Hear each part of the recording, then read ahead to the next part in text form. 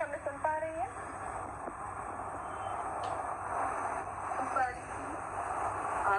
मेरी आवाज आ रही है? जी आ रही है। मेरी आवाज आ रही है? शशि जी, शशि जी मेरी आवाज आ रही है? आप मुझे सुन पा रही है? प्रणाम आप सब। आपको प्रणाम। सिया राम ने सब्जेक्ट जानी, करहु प्रणाम जोरे पानी। यानी सिया राम की बात हो रही है यहाँ पर, और खासतौर पर सिया की बात हो रही है, माता सीता की बात हो रही है। महर्षि वाल्मीकि अनुसंधान परिषद को मैं बहुत बहुत धन्यवाद देती हूँ। हृदय से आप सबका आभार है कि इतने गूढ़ विषय पर, इतने मधुर विषय पर, जो दिल के सबसे करीब है, ऐसे विषय पर आज इस चर्चा का आयोजन किया। क्योंकि देखिए, मर्यादा पुरुषोत्तम श्री राम पर, राम राज्य पर, राम और सीता पर समग्र रूप से चर्चा तो होती रहती है, लेकिन जानकी पर, सीता माता पर चर्चा बहुत कम होती है। क्योंकि मैं तो देखती हूँ, तो ऐसे में ये करना भी बहुत बड़े साहस का भी परिचय देना है। और जो लोग जुड़े हुए हैं उनको भी मैं प्रणाम करती हूँ, उनका अभिनंदन करती हूँ। आप सब जानकार हैं, और मैं देख रही हूँ यहाँ चाहे शशि जी हों या दीपाली जी हों, तरुण जी स्वयं भी हैं, तो आप लोगों के पास साहित्य की एक जो शक्ति होती है वो है, जो रचनात्मकता की शक्ति होती है वो है। मैं पत्रकार हूँ पेशे से, तो मैंने जो देखा और समझा है, सिर्फ वही दो चार बातें आपके सामने मैं रखूंगी। और अगर मैं सीता की बात करूँ, जानकी की बात करूँ, तो मेरे लिए सीता एक आज के संदर्भ में भी एक हीरो, नायिका है। ऐसी नायिका जो आज के समय में भी जो भावनात्मक और जो सामाजिक जरूरत होती है, वो तत्व होते हैं, उन सब के साथ जो समस्याएं हमारे सामने हैं, उनसे दो चार होने की राह दिखाती हूँ। अगर एक स्त्री के रूप में मैं सीता की बात करूँ, जानकी की बात करूँ, तो वो एक ऐसी स्त्री है जो आजकल के समय में जो स्त्रियां हैं, उनके लिए जो जीवन के सर्वोच्च आदर्श, या हम कह सकते हैं सर्वोच्च उद्देश्य है, उद्देश्य ज्यादा अनुकूल शब्द लग रहा है, उस तक पहुंचने के लिए एक मार्ग सुझाती है और एक मंत्र देती है। यानी आज के समय में जो वो सभी बातें जिनका समाधान करने की जरूरत है, जिनसे हम दो चार होते हैं, उन सबका अगर राम बाण किसी के पास है तो वो माँ सीता के पास है। क्योंकि ऐसे समय में ये कार्यक्रम हो रहा है, देखिए कि एक बहुत ही मुश्किल संकट के दौर से हम लोग गुजर रहे हैं। इस समय केयर एथिक्स की बात हो रही है, एक दूसरे को पूछने की। इस समय काइंडनेस, दयालुता की बात, एक दूसरे के प्रति एक सामान्य जो दया भाव होता है, संवेदनशीलता होती है, उसकी बात हो रही है। इसी बात से शुरू करूंगी कि माँ जानकी की अगर हम बात करें, तो ये सारी वो बातें हैं जो माँ सीता में हमें सबसे ज्यादा दिखाई पड़ती है। यूं तो देखिए, ऋग्वेद में भी स्तुति सीता की गई है, अर्वाची सुभगे भव सीते वंदामहे त्वं। लेकिन जब सीता की हम बात करते हैं, तो मर्यादा पुरुषोत्तम श्री राम के अर्धांगिनी के रूप में बात करेंगे। और इसलिए सीता के यानी मनुष्य रूप में जो उनके, जैसे राम के जो गुण थे, उनकी जो बातें थी, उनके जो संकट थे, उनके समक्ष जो परिस्थितियां थी, वैसे ही सीता जी के समक्ष जो ये सारी बातें हैं, उन्हीं की चर्चा हम करेंगे। क्योंकि देवत्व से जब कोई मनुष्यत्व में आता है या आती है, तो उस रूप में ही उनकी चर्चा होती है। मोटे तौर पर क्योंकि यहाँ बहुत वक्ताओं को बोलना है, तो मैं जो दो तीन चीजें मैं देख पाई हूँ, वो ये कि सीता को जब हम देखते हैं तो पूरी दुनिया उनको जानती है। उनकी जो पतिव्रता वो थी, जो कर्तव्य निष्ठता उनकी है, उस रूप में जानते हैं। जो राम की अनुगामी सीता है, उनको हम जानते हैं। जो अपने कर्तव्यों को सर्वोच्च शिखर पर ले जा करके जो अपने कर्तव्यों को पूरा करती हैं, ऐसी सीता है। लेकिन इस सब से भी आगे कुछ ऐसी बातें हैं जिनका महर्षि वाल्मीकि ने जिक्र किया है, बाकायदा उल्लेख किया है।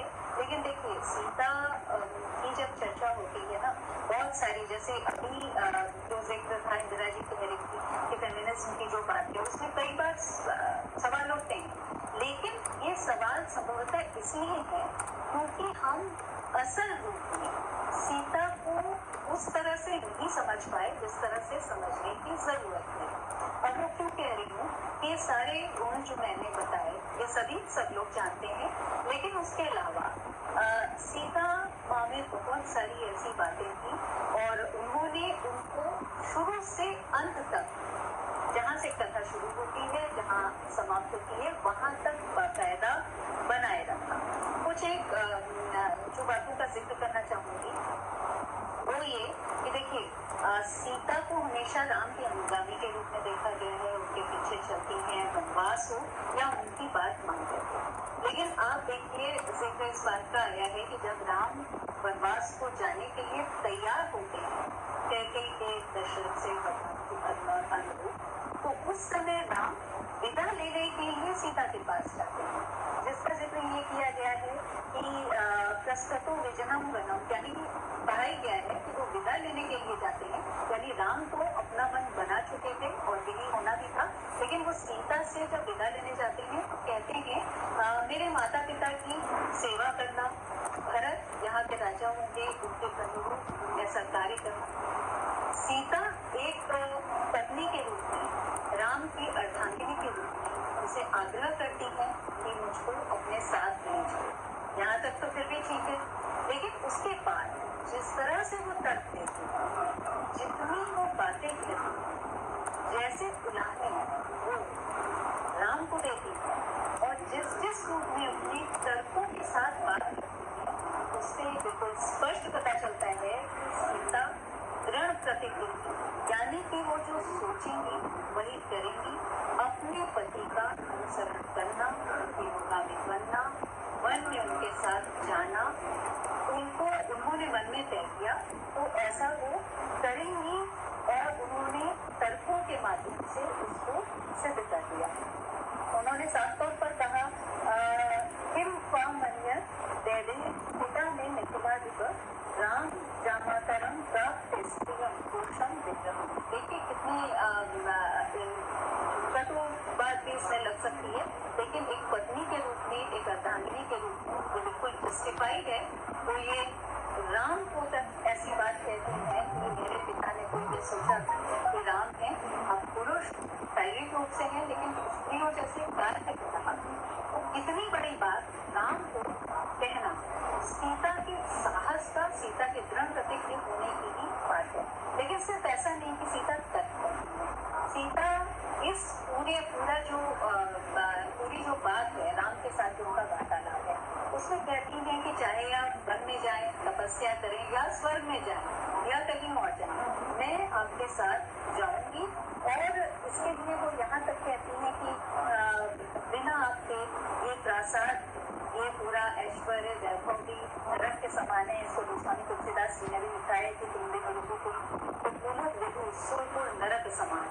तो प्रेम का जो एक अस्त्र होता है वो तर्क के साथ जब चलता है तब कोई स्त्री अपने पूर्ण रूप में अपनी बात कहती है। और राम भी उनके इन तर्कों को समझते हैं, सिर्फ ये नहीं वो मान पाते कि भावनात्मक रूप से ही वो वन के साथ जाना चाहिए, बल्कि इन तर्कों से वो सहमत होते हैं और अंततः सीता राम के साथ वन जाती है। और इसके लिए एक बात मेरे ध्यान में आ रही है कि राम को सत्य का प्रेमी कहा जाता है, वो सत्यनिष्ठ है, सत्य प्रतिज्ञ है। और लेकिन सीता को अगर सत्य के प्रति राम में प्रेम है वो शुरू से अंत तक दिखता है, लेकिन सीता के पास प्रेम का सत्य, एक के पास सत्य का प्रेम है और एक के पास प्रेम का सत्य। सीता के पास जो प्रेम का सत्य है वही अस्त्र है और उसी से सारे जो तर्क है वो आते हैं। दूसरा प्रसंग है जो अशोक वाटिका का, जिसमें हनुमान जी, राम भगवान हनुमान पहुंचते हैं और आप सबको ये बात बहुत प्रचलित है, इसलिए पता है कि किस तरह से जाते हैं, मुद्रिका राम को देखते हैं, उनको आश्वस्त करते हैं। उसके बाद एक बात को रखते हैं कि सीता की मनोदशा, सीता की स्थिति को देख करके कि आप मेरी पीठ पर अगर चाहें मैं आपको लेकर के लंका से बाहर राम के पास चलता हूँ। आप देखिए इस समय सीता किस तरह से न सिर्फ अपने पति, न सिर्फ मर्यादा पुरुषोत्तम श्री राम की मर्यादा की रक्षा करती है। राम मर्यादा पुरुषोत्तम है, लेकिन उनकी मर्यादा की रक्षा इस समय अगर कोई कर पाता है किसी के हाथ में, तो वह सिर्फ जानकी के हाथ में सीता। इसीलिए उन्होंने कहा हनुमान को कि मैं इस तरह से नहीं जा सकती। वो तो रावण थे जिनका स्पर्श हुआ, वो मेरे अनजाने मेरे न चलने को था, लेकिन मैं अपनी मैं खुद चाह करके किसी पुरुष का स्पर्श नहीं कर सकती, और इस वजह से भी वो नहीं आते। और एक बात बहुत महत्वपूर्ण वो कहते हैं कि मैं जानती हूँ कि सभी राक्षसों के संहार करने के आप किसी समर्थ हनुमान जी को कहती हैं, लेकिन राघवस्य यशो ये when justice राक्षस, यानी कि राघव का यश इससे चला जाएगा अगर मैं इस तरह से जाऊँ। तो उनको उस स्थिति में, जबकि वो राक्षसों से घिरी हैं, जबकि वो बहुत दुखी हैं, जबकि वो बहुत निराश हैं, जबकि उनको अपने जीवन का संकट है, ऐसे में भी वो राघव के, राम के यश, मर्यादा, गरिमा की चिंता करती है। तो ये अपने आप में बहुत बड़ी बात है, क्योंकि जब आप ये सब जानते हैं कि जब किसी के भी जीवन का संकट होता है तो ये बातें सेकेंडरी हो जाती हैं कि किसी और के या कम से कम अपने भी यश की या गरिमा की कोई चिंता करे। और इसके साथ ये भी नहीं है कि सिर्फ राघव के यश की, उनकी मर्यादा की ही रक्षा सीता ने की, उन्होंने अपने उस जीवन मूल्य की रक्षा की, उस सिद्धांत की रक्षा की जिसको आप शुरू से लेकर अंत तक सीता के साथ पाते। जैसे ही सीता का नाम आता है आप उस सिद्धांत, उस जीवन मूल्यों को महसूस कर सकते हैं, चाहे आपने उनके बारे में जितना ही जाना हो, इस बात को आप महसूस कर सकते हैं। तो महान संकट में भी और जीवन संघर्ष में भी वो अपने पति की, और वो भी कौन, मर्यादा पुरुषोत्तम श्री राम की मर्यादा की रक्षा करें, ऐसी माँ सीता है, ऐसी जानकी है। तो इसलिए उनका जो व्यक्तित्व है वो बहुत ज्यादा प्रभावी है, इसको देखने की जरूरत है।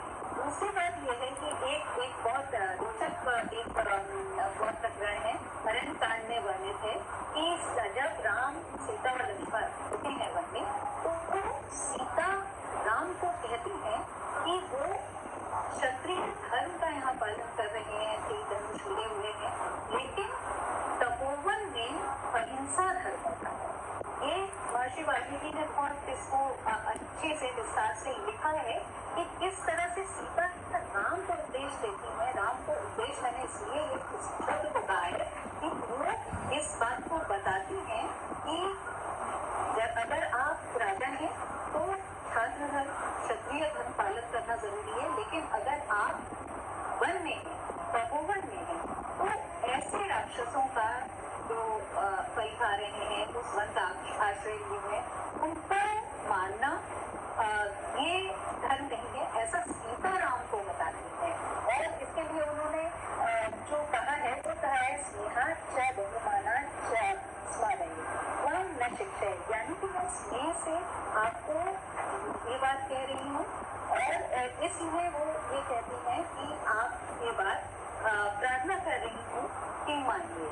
हालांकि राम इस बात को सुनते हैं बहुत धैर्य से, और इस सीता या जानकी से संबंधित ये बात है भी और नहीं भी, लेकिन मुझे ये बात समझ में आती है कि उसके बाद राम जो कहते हैं वो ये कि तपस्वियों की रक्षा करना क्षत्रिय धर्म है, और मैं अपने धर्म से विमुख नहीं हो सकता, भले ही मुझे हे सीते तुम्हारा या लक्ष्मण का भी परित्याग करना। तब शायद ये बात सामने नहीं आई थी कि कुछ समय बाद राम के जीवन में, सीता के जीवन में बिल्कुल बड़ी स्थिति होगी, और राम इसके मुकाबले अपने धर्म को, अपने कर्तव्य को ज्यादा महत्व देंगे।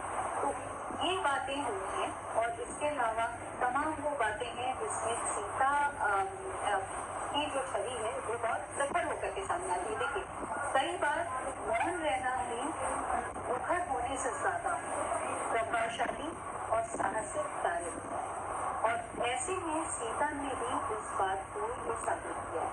आप देखिए, एक बात जो मुझे सीता के चरित्र में लगातार लग रही है, जिसका मैं जरूर ये बात करना चाहूंगी कि सीता ने अभी शशि जी ने ही कहा था कि जिस तरह से डिप्रेशन है और उसके बाद जिस तरह से और स्थितियां हैं इस समय, सीता ने कभी भी पलायन का रास्ता नहीं चुना। सीता उस समय भी अपने प्राण दे सकती थी जब रावण उनको हर कर ले गए। सीता उस समय भी अपने प्राण दे सकती थी जब वो अशोक वाटिका में थी। सीता उस समय भी अपने प्राण दे सकती थी जब अग्नि परीक्षा की स्थिति बनी।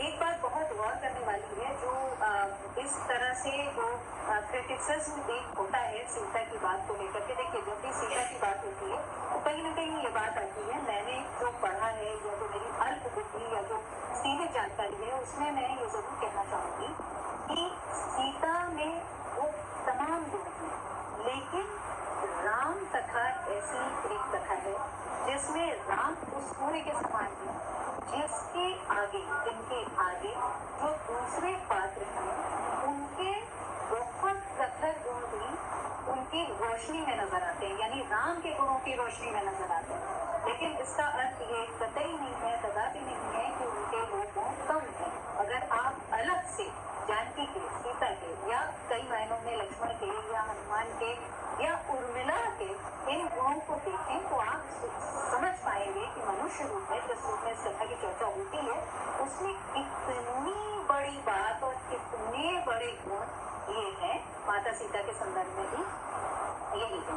अग्नि परीक्षा के लिए भी वो कहती हैं, अगर आप उनकी इस बात को देखें कि मुझे पता है जिस तरह की स्थितियां हैं, और अगर रघुनाथ के अलावा कोई मेरे मन में और न आया हो किंचित, तो हे अग्निदेव मेरी रक्षा करें।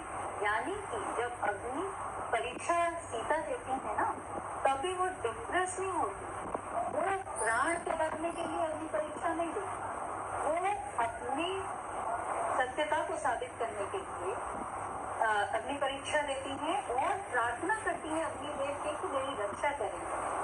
देखिए, वैसे चाहती तो प्राण भी दे सकती थी, जैसा मैं बार बार कहती हूँ, लेकिन उनको ये पता था कि अगर ऐसा हुआ तो राम का जो यश है या राम के जो अपने जो गरिमा है, जो राम पर मिथ्या कलंक या सीता पर मिथ्या कलंक है, उसको वो तो चली जाएंगी, लेकिन उसको बचाना मुश्किल होगा।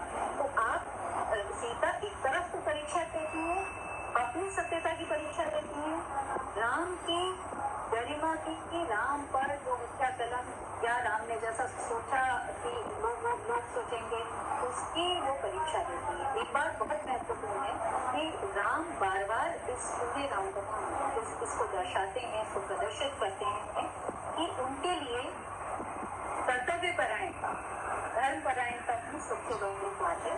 कोई भी व्यक्ति, चाहे वो कितना भी प्रिय हो, उनकी राजधानी सीता उनके बहुत ही प्रिय अनुदित है, वो उससे ज्यादा नहीं है। और इस एक सोच की रक्षा करती हुई सीता बार बार दिखती है। हर प्रकार बहुत ही मार्मिक है। सीता को अगर आप देखें और सोचें तो आपको शायद आपका दिल भर आएगा। इसीलिए मैं कहती हूँ, कई बार मैं अयोध्या की कवरेज पर रहती हूँ तो मैं लोगों से बात होती है कि सीता को आप बुद्धि से नहीं समझ सकते, सीता को आप मन से समझ सकते हैं। अगर सीता को किसी ने मन से नहीं समझा है तो वो सीता को समझ ही नहीं सकता। तो ये बात बहुत गौर करने वाली है। वहीं पर आप देखिए, वन में जब वो लक्ष्मण उनको लेकर के रथ से जाते हैं, जब वाल्मीकि आश्रम जाने से पहले की जो बात है, जब परित्याग उनका होता है, तो उस समय वो इस बात को कहती हैं।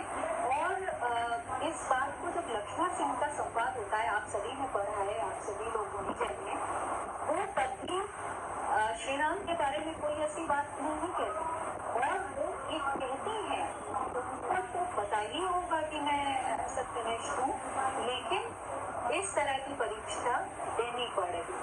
तो वो बातें जो सीता करती है, अच्छा इसमें सीता को देखिए, सीता ने जीवन उस मूल्य की रक्षा की जिसको उन्होंने पहचाना, अपना शिरोधार्य किया, उस मूल्य की रक्षा की जिसको राम सर्वोपरि मानते थे, रघुकुल के गौरव की बात की, और चूंकि उनको लव कुश अपनी संस्कृति की रक्षा करनी थी, रघुकुल के वंश की रक्षा करनी थी, तो वो उस समय भी नहीं प्राण त्यागती हैं, वो जन्म देती हैं उनको, वो बड़ा करती हैं, वो अपने पिता के खिलाफ नहीं करती, उनको वो संस्कार देती हैं, और अंत में जाकर के वो भूमिजा है तो मात सीता का व्यक्तित्व सिर्फ अनुसरण करने योग्य इस दृष्टि से है कि वो डिप्रेशन जैसी स्थिति, कितने दुखों के बाद, सीता के दुख की आप कल्पना अगर कोई सोचे तो आज के समय में नहीं कर सकता, तो इतने दुख के बाद भी वो डिप्रेस नहीं होती, वो हार नहीं मानती है, वो पलायन नहीं करती है, वो हर स्थिति से लड़ती है,